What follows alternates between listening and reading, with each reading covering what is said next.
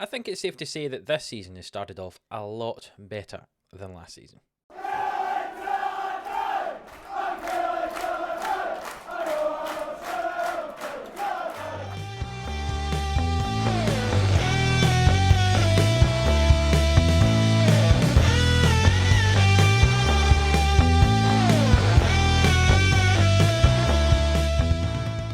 Yes, hello and welcome on into the LNM Sports YouTube channel. Here for the Killie boys on Football Manager 21.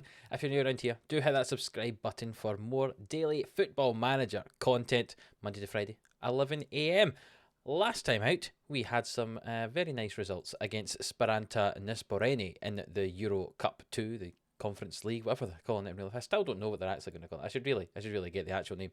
But we won 11-0 on aggregate. And we're coming back for the third qualifying round against OB, who are called Odense Bald Club. I think I'm just going to call them OB, if that's fine by you. In between those games, we did beat Wraith 4-1 in our first Premiership game of the season. We won 4-1. Buckert with 3 goals, Lukic with 1. Buckert actually scored 2 penalties in that game. And then we played Ajax in a little friendly, I'd organised it and it got moved because we'd qualify for European games. But we actually won 5-2 in that game as well, which means we've now beaten Ajax twice in the last year and drawn against them once in our 3 games. So an unbeaten record against Ajax isn't too bad, even though I know that was just a friendly. So today, we'll just go right into it. We've got 2 games against Odense here, and we'll give you the update of the score against Rangers. In between that game, I've decided not to show you the Rangers game because why not? Europe. Let's concentrate on Europe to begin with. I always like that at the start of the season when we've got European games to focus on that. And we're going to do that today. So let's show you the team for this first game away in Denmark. And here is the team for that first game in the Euro Cup 2. We've got Morris continuing to play in goal with Hamilton and Chara at centre-back. Magallanes at right-back and Kokavas at left-back. Velasquez and Ludovic playing in the middle with Hamel just in front. Lambert is going to get the game on the right-hand side instead of Lukic today because you can see Lambert scored 7 goals. His current average rate for the season is over 9. It's 9.08. Yeah, he's been doing fairly well. So we'll give him that game on that right-hand side. Buckert gets the game on the left-hand side as well. And we'll play Miranda up front. The bench, De La Roca, Egan Riley, Ya Francisco, Lukic, Pepe Ortiz, Da Silva and Alan Graham on there as well. Graham scored 4 goals this season. He's actually scored more than Miranda. So he might come on at half-time or something like that if Miranda's not playing well. We'll see what happens. Let's get into this game. And the game kicks off, and very early on there is a highlight. Magallanes throws it to Hamel and Velasquez gets it. It comes back to Hamel. The ball swung into the back post and Buckert just over the bar. See, Odense are playing a 4-3-3 formation, 3 in the middle of the park. Hopefully our triangle in the middle counteracts their triangle quite well. It's thrown in toward Lambert and into Miranda, and it's cleared away. And that's the end of the highlight. That was a very small highlight. It's a free kick from Lambert here on the right-hand side. It's swung to the back post, and Chara heads over. We've had a lot of the ball and all the chances so far in this game, but we're yet to make them pay. And as we reach half-time, it's been fairly boring so far. There's only meant to be 1 minute added time, and we're currently nearly at 47 minutes here. And Odense have the ball. They play it all the way back toward their goalkeeper. Maybe there will be one highlight just before this half finishes. A long ball played forward, cleared by Kokavas toward Lukovic, but Falk takes it for them. Into Rieber, into Rinka, and they've scored a goal. Well, that was unexpected with how much we've dominated this game so far. It's well over the added time. We see 1 minute added time has been added on, and they've scored in the 3rd minute of added time. Just a simple through ball. Hamilton doesn't track it, and Rinka there scores a very good finish, to be fair. And that's us now reached half-time, and we are 1 goal down. We're going to have to do something here to change this about. I'll say I expect much better in the second half. Magallanes looks like he's injured, so we will take him off at half-time and bring on Egan Riley. And Miranda's not played well, so we will give Alan Graham the second half up there. We'll start the second half, and I'll immediately demand more from the team. Lambert with a free kick toward Hamilton at the back post, and we've scored a goal. There we go. Whoa, 1 minute after half-time. That's a way to answer the critics. I was still adjusting my tactics and shouting to demand more. But Lambert swings us into the back post. Hamilton gets away from his man and heads it across goal. And that's his back to 1-1, making up for his mistake, Hamilton there. And that's 1-1 now. We've brought on Da Silva for Hamilton for the last 20 minutes here. And I must say, it's very disappointing. We're going to go attacking and I'm going to demand more again. We've dominated this game so much, and somehow we're not winning the game. This is the first highlight since the goal. You've not missed anything. Velasquez finds Ludovic, and we've got a chance here as we come forward. Bucket on the left-hand side. What's he going to do with it? He tries to get past his man. He comes inside. He plays it. I don't know if that was a pass or a shot, but the goalkeeper ends up with the ball anyway. And there's 10 minutes to go, and it's still 1-1 here. The goalkeeper maybe will kick the ball out. He does indeed. And it's headed away by Chara, and Velasquez finds Da Silva. And could this be another chance for us here? Da Silva with it, finds Lambert, tries to get past his man, but Dreyer challenges him, and that's going to be a second yellow card for Dreyer here. And they're down to 10 men for the last 10 minutes of this game. Can we make them pay? Can we get that winning goal to take a lead into the game at Rugby Park? We're going to demand more again for the last couple of minutes here, but the time's ticking away.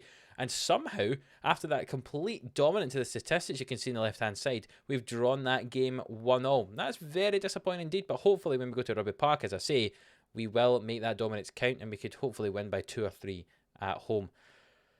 Not often you can complain about not losing in Europe away from home, I suppose, but in that game, I fully expected us to do better, especially looking at the stats there. We should have done a lot better than that.